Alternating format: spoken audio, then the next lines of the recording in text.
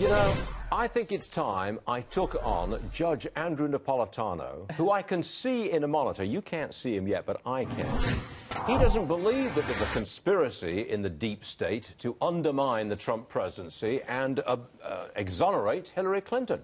So let me explain it to you like this. There's a meeting in Andy's office. That will be Andrew McCabe, okay? And it's attended by Peter Strzok. And they're talking about, oh, they can't take the risk of getting Trump elected. They better do something about it. And you don't think that's a conspiracy?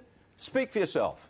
Good morning from the seat of big government, Mr. Varney. Yes? I'll concede to you this, and you and I have talked about this many times. There is a deep state.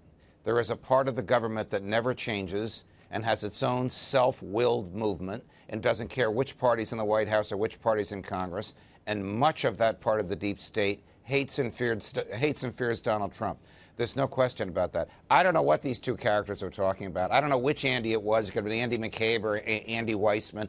They could have been talking about insurance, that they wanted their jobs to stay in a Republican administration. Who knows? There are 10,000 texts, and you've picked out one of them. Oh, you're going but soft. here's the bottom line. Bob Mueller can't be fired because of poor hiring, especially when, as soon as he learned of these texts, or within a reasonable period of time, he moved this guy from the front line of FBI work to a desk job. What more do you want him to do? Oh, I'm not suggesting that he should be fired. That's not my point of view.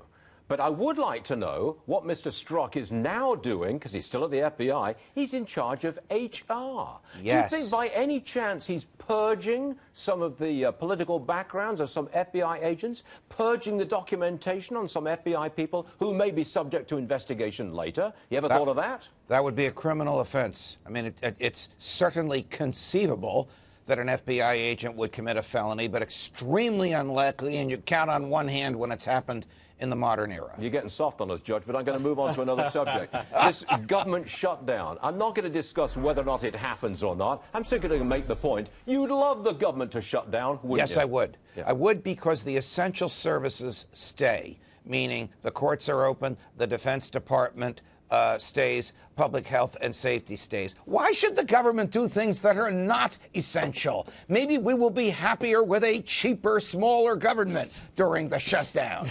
I'm glad I bet that wonderful man to the next of you, a fellow New Jerseyan who is the champion of small government, agrees with me. Yes, he does, as a matter of fact. Yes, he does. He's about to nod vigorously. There it is. I'm glad we achieved consensus, Napolitano. But you cannot give me this new nickname, friend of government. My libertarian buddies will ostracize me from everything.